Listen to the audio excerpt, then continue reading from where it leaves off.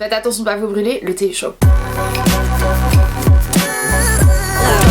J'espère que vous allez bien. Aujourd'hui on se retrouve et on va retourner un petit peu en arrière, j'ai l'impression, parce que j'ai décidé de faire un tag que j'ai vu sur la chaîne de Samantha. Je vais pas essayer de prononcer son nom de famille, mais toutes ces informations seront dans la barre d'infos. Et juste ici, c'est une youtubeuse canadienne que je suis, que j'apprécie énormément pardon. Et j'ai vu ce tag en fait sur sa chaîne, je me suis dit que ce serait vachement sympa de le faire aussi en vidéo parce que ça me rappelle le vieux YouTube en fait. Ça me rappelle 2012, 2013, les bons moments avec tous les tags qu'il y avait, genre je veux dire 50% de la communauté beauté faisait des tags et des tutoriels make-up, et c'est tout ce qu'il y avait réellement à l'époque, et c'était juste tellement le bon vieux temps avec la simplicité des choses, etc. Et quand j'ai vu ce tag, ça m'a fait tellement penser à ça que je me suis dit allez, on va le faire. Certaines questions pourraient être un petit peu controversées, quand je les ai vues je me suis dit oh ok, d'accord, ok, mais écoutez, on est parti avec 16 questions et la première c'est... Alors attendez, parce que tout est en anglais, du coup je dois traduire au même temps que je suis en train de lire et mon cerveau ne sait pas faire 10 000 choses en même temps. C'est est-ce que vous avez déjà reçu un produit, essayé, vous ne l'avez pas aimé et vous avez décidé de ne pas en faire la revue? Oui, mais en même temps non. La réponse elle est assez compliquée puisque oui et non. C'est-à-dire que ça m'arrive de tester des choses, de pas les aimer et de ne pas en parler, mais aussi en contraire ça m'arrive de tester les choses, ne pas les aimer et justement vous en parler parce que j'aime bien sur ma chaîne pouvoir vous donner les points positifs et les points négatifs aussi, vous indiquer ce qui est bon mais ce qui aussi au contraire n'est pas du tout bon. Donc oui et non. Là je pense qu'il parle d'un point de vue d'une marque en fait. Si la marque vous a envoyé un produit, qu'elle vous paye pour en parler et que vous décidez du coup lorsque vous l'avez testé de ne pas en parler, et oui ça je l'ai déjà fait aussi. Donc voilà, c'est une réponse un petit peu longue pour une question qui semblait être très simple, mais voilà, oui et non. La deuxième question c'est est-ce que vous avez un produit que vous utilisez dans votre routine mais que vous ne montrez pas en vidéo, genre un Graal caché ou je ne sais pas quoi, ou un truc de la honte. Je sais pas, je suis en train de chercher comme ça de tête, est-ce qu'il y a quelque chose que j'utilise mais que je ne montre pas? Non. Si, je viens de penser à un truc, c'est ma poudre Inglot. La raison pour laquelle je vous la montre pas, c'est parce que c'est une poudre que j'utilise plus facilement en touch-up en fait, donc pas dans mes tutoriels, mais plutôt avant lorsque je vais faire une vidéo ou un truc comme ça, ou à moitié de vidéo je vois mon teint et je me regarde et je me dis non, faut faire quelque chose.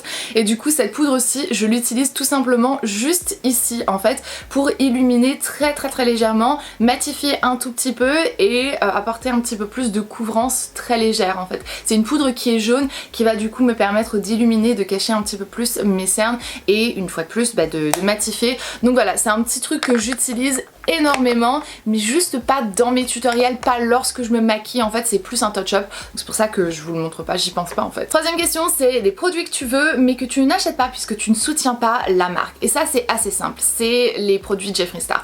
C'est des produits qui m'attirent énormément, que j'ai envie de tester. Là ils viennent de sortir une nouvelle palette que j'ai vu passer sur les réseaux et que j'aimerais réellement tester parce qu'elle me donne trop envie. C'est une palette remplie de bleu qui est vraiment juste magnifique, mais comment vous dire, en fait c'est même pas que je ne soutiens pas la marque ou la personne, en fait c'est juste que j'ai vraiment du mal avec. J'ai pas l'impression... En fait c'est très bizarre, j'ai l'impression parfois qu'il est réellement juste dans ce qu'il fait et parfois j'ai l'impression que c'est complètement faussé et qu'il y a un personnage complet et que Shane Dawson a réussi à faire en sorte qu'on l'apprécie un petit peu. Donc je sais pas en fait, je connais Jeffree Star depuis la nuit des temps, j'ai utilisé MySpace en fait lorsque lui il avait sa carrière de musique il y a 10 ans de ça. Je connais le personnage depuis le début on va dire, et pour ces raisons là j'ai un petit peu du mal en fait. Donc voilà, j'ai déjà essayé certains des produits de la marque et j'ai déjà donné sa chance on va dire, mais ça fait des années que je n'ai rien racheté et honnêtement je sais pas, j'ai du mal en fait, j'ai juste du mal. Quatrième question c'est est-ce que tu as des mots bloqués? Il faut savoir que sur YouTube et sur Instagram, lorsque tu as ton compte certifié, tu peux bloquer des mots et effectivement oui, j'ai des mots bloqués. L'un d'entre eux sur YouTube particulièrement, c'est Trump. Oui, puisque nous avons eu les élections il y a maintenant 2 ans, plus de 2 ans, 2 ans et demi pratiquement, et on m'a un petit peu saoulé la tête entre Trump et Clinton et vouloir savoir mon opinion politique, et comme vous le savez je ne partage pas ces choses-là sur le web, tout simplement parce que moi je me suis mis sur le web et sur YouTube pour partager mon amour du make-up et cette futilité qui me rend tout simplement joyeuse, et j'ai pas envie de me saouler à parler de ce genre de choses sur les réseaux, parce que je pars du principe que je me suis pas mise sur les réseaux pour rentrer dans ces discussions là. Si j'ai envie de rentrer sur ces discussions là, je vais sur des forums, ou si j'engage la discussion évidemment je vais la continuer, mais si on vient m'en parler, il faut savoir que c'est un truc que j'ai juste pas envie d'en parler en fait, parce que je suis pas là pour en parler. Si vous m'en parlez en privé, absolument on aura cette conversation là, mais sur YouTube, sur Instagram, sur Twitter, etc. non, j'en ai juste pas envie en fait, j'ai juste pas envie. 5e question, c'est est-ce que tu supprimes les commentaires, et si oui, pourquoi? Alors oui. Pourquoi? Parce que tout simplement, lorsqu'on vient sur ma chaîne, lorsqu'on vient sur mon Instagram, je pars du principe qu'on s'invite chez moi. C'est-à-dire que moi, je fais mes petites affaires, je fais mes petits trucs, je le partage avec vous, mais ça reste mon chez moi. C'est ma chaîne, c'est mon Instagram, c'est là où je décide de partager des choses. Si je venais laisser un commentaire dégueulasse sur votre compte, vous supprimerez aussi, peu importe le nombre d'abonnés que vous avez. C'est juste des choses qu'on n'a pas envie de laisser. Je ne vais pas vous laisser écrire sur ma maison que je suis une bip, et je vais pas vous laisser l'écrire aussi sur mon YouTube. C'est aussi simple que ça. Donc si le commentaire est bien argumenté, si le commentaire a une raison derrière, si le commentaire est dit d'une façon gentille et que je sais que l'âme qui est derrière est bon et cherche réellement à m'aider, c'est pas quelque chose que je vais supprimer, parce que forcément j'ai besoin de ces critiques constructives pour pouvoir évoluer et faire en sorte de vous présenter le meilleur contenu que possible et avoir la chaîne la plus qualitative on va dire que possible. Maintenant, si jamais celui-ci vient de l'âme en fait qui l'écrit est complètement pourri derrière, et que le commentaire est nocif et juste méchant, toxique, etc. non, c'est probablement pas quelque chose que je vais garder. Ça m'arrive de le laisser parce que clairement il y a beaucoup de choses qui me passent au-dessus de la tête. Maintenant, avec ça dit, j'avouerai que j'ai énormément de chance et que je reçois très peu de mauvais commentaires. Et maintenant que j'ai dit ça, on va toucher du bois, maintenant que j'ai dit ça, je vais m'en prendre plein la tête, mais peut-être même surtout avec cette vidéo, mais voilà, j'ai quand même beaucoup de chance, j'avouerai, et voilà, j'ai beaucoup de chance. Une fois de plus, une longue réponse pour une question si simple, mais oui, la réponse est oui. Si jamais vous me laissez un commentaire dégueulasse, évidemment que je vais le retirer si j'en ai envie. Enfin, je fais ce que je veux, non? Je suis chez moi. Et du coup ça nous lance sur la 6e question qui est est-ce que tu bloques des gens? Et évidemment oui. Je vais pas bloquer quelqu'un pour une raison stupide et je vais pas le faire du premier coup. Mais si je vois quelque chose qui commence à être récurrent et que la personne continue en fait à m'attaquer, je vais tout simplement aider la personne à ne pas se sentir aussi mal dans sa vie personnelle et la bloquer pour qu'elle ne puisse plus voir ce que je poste, puisque clairement ce que je fais l'embête, l'énerve, etc. Elle a besoin de couper ça hors de sa vie pour être quelqu'un de plus positif, je l'aide et je la bloque. Donc c'est un petit peu mon fonctionnement. Je bloque aussi les personnes qui constamment viennent faire la promotion de leur compte en fait sur les miens. C'est pas quelque chose que je comprends, c'est pas quelque chose que je respecte en plus, et honnêtement je pars du principe que le temps que tu es en train de passer à laisser un commentaire sous chaque post de chaque influenceur pour dire venez checker mes affaires, mes machins, mes bidules, tu pourrais dédier ce temps-là à te perfectionner dans ton terrain, ce que tu essayes de partager, plutôt que d'essayer en fait d'en faire la promotion. Donc voilà, pour moi je pars du principe que si tu veux réellement arriver quelque part, juste mets ton énergie dans ce que tu aimes faire et dans ce que tu veux partager, pas dans ta promotion. Et c'est pas parce que j'ai pas envie de parler d'autres personnes, parce que clairement je suis heureuse de partager lorsque j'ai un coup de cœur, vous le savez très bien, que ce soit sur YouTube ou sur Instagram, même sur Twitter, j'aime bien partager ce que j'aime bien, mais c'est pas parce que tu me laisses 150 fois un commentaire viens checker mon truc, viens checker mon truc, viens checker mon truc, que je vais le faire en fait. Juste laisse-moi le découvrir un jour parce que tu fais un bon travail, pas parce que tu m'as saoulé pendant 50 ans. Je veux pas être dure, mais honnêtement, je pourrais pas être plus honnête en fait. Donc voilà, on passe à la 7e question, c'est est-ce que vous avez déjà menti à propos d'un produit pour rester en bon terme avec une marque? Non. Non, et ça m'a coûté plusieurs fois des choses, mais c'est comme ça en fait. Je pars du principe que je suis pas là en fait pour être amie avec les marques, et ça les marques le savent en plus, parce que j'ai des très bons contacts avec la plupart des marques que j'apprécie, que j'aime, que j'utilise, que vous voyez dans mes vidéos. J'ai des très bons contacts avec. Je peux vous dire, c'est pas le cas pour tout le monde, c'est pas le cas pour toutes les marques, mais en règle générale les marques veulent un retour constructif en fait. Ils veulent qu'on puisse leur donner plus d'informations sur ce qu'on pense qui est bon, ce qu'on pense qui fonctionne, ce qui ne fonctionne pas, pour qu'ils puissent eux aussi s'évoluer. Ça fonctionne pas pour toutes les marques, tout le monde ne prend pas la critique constructive de la même façon évidemment. Maintenant, est-ce que je pèse mes mots? Évidemment, je fais attention de pas vous dire franchement ce bronzer liquide là il est juste dégueulasse. Je vais pas vous dire ça, je vais vous dire il fonctionne pas pour moi, il fonctionne pas pour ma carnation, j'ai pas aimé l'application, j'ai pas aimé le fini, j'ai pas aimé la tenue ni quoi que ce soit. Je vais pas juste vous dire c'est de la merde et point barre, parce que clairement c'est pas le cas, c'est juste que moi je l'ai pas aimé, donc je pèse toujours mes mots lorsque je dis quelque chose de négatif, mais je vais pas non plus mentir juste pour rester dans les bonnes grâces de la marque, parce que clairement c'est pas quelque chose qui est positif pour moi, pour vous, pour eux, pour personne en fait. 8ème question, c'est est-ce que vous avez déjà initialement aimé un produit, vous en avez fait la revue et ensuite vous avez changé d'avis et vous ne l'avez jamais dit à votre audience? Je suis pas sûre, je suis pas honnêtement sûre, parce que j'ai testé tellement de choses, donc c'est possible honnêtement, c'est pas une volonté de ne pas le dire, c'est probablement juste un oubli honnêtement, mais voilà, je suis pas exactement sûre. Mais entre vous et moi, c'est possible. Ça devient chaud avec la 9ème question, qui est les influenceurs en qui tu n'as pas confiance. Il y en a plusieurs honnêtement, mais il y en a un qui me vient en tête particulièrement, c'est Manny MUA. Je ne peux pas lui faire confiance, je ne peux plus lui faire confiance. J'ai adoré Manny pendant très longtemps, j'étais hyper fan de ce qu'il faisait, de ses make-up, voilà, de tout ce qu'il a apporté aussi à la communauté beauté lorsqu'il est arrivé sur YouTube et sur Instagram. Et en backstage, c'est juste pas quelqu'un que j'apprécie en fait. Lorsque je l'ai rencontré, j'étais juste hyper excitée, j'étais là pour un événement Marc Jacobs, j'ai été le voir, je lui ai dit oh là là Manny, je suis tellement fan de ce que tu fais, j'adore vraiment.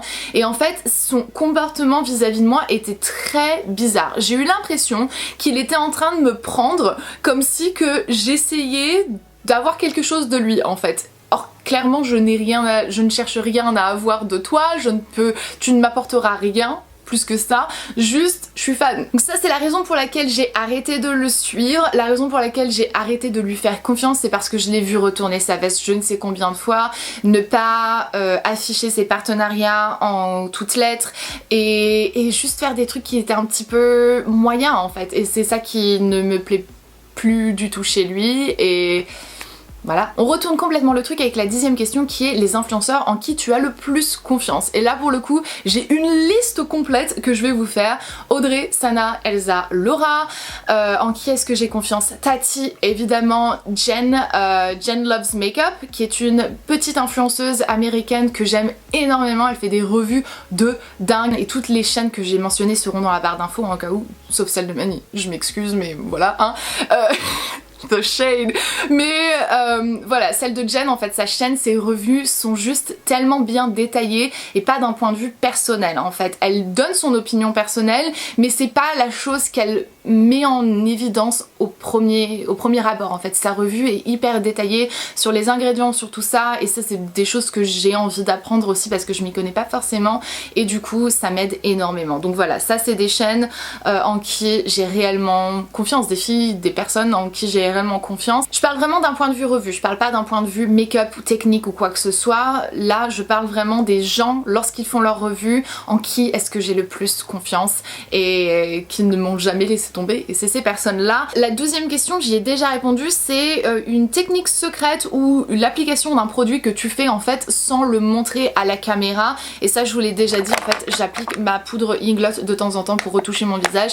Parfois je vais mettre un petit peu plus de spray on va dire pour justement casser l'effet un peu trop mat de mon maquillage ou quoi que ce soit. C'est pas quelque chose que je vais vous montrer en vidéo parce que je suis en train de vous parler d'un produit, je vous fais la revue de ce spray GHD et d'un coup d'un seul j'ai besoin de repoudrer mon teint, donc je vais repoudrer mon teint et je vais refixer, enfin c'est pas quelque chose que je montre parce que ça n'a aucune importance. Mais voilà. Ensuite on a la 12ème question qui est est-ce que tu as déjà montré un produit en utilisant un autre à la place? Non, c'est pas quelque chose que juste pas quelque chose que j'ai fait. Bon, il m'a fallu du temps pour trouver la meilleure traduction, mais la 13e question c'est est-ce qu'il t'est déjà arrivé de ne pas mentionner que la vidéo était en collaboration, partenariat ou placement de produit ou quoi que ce soit?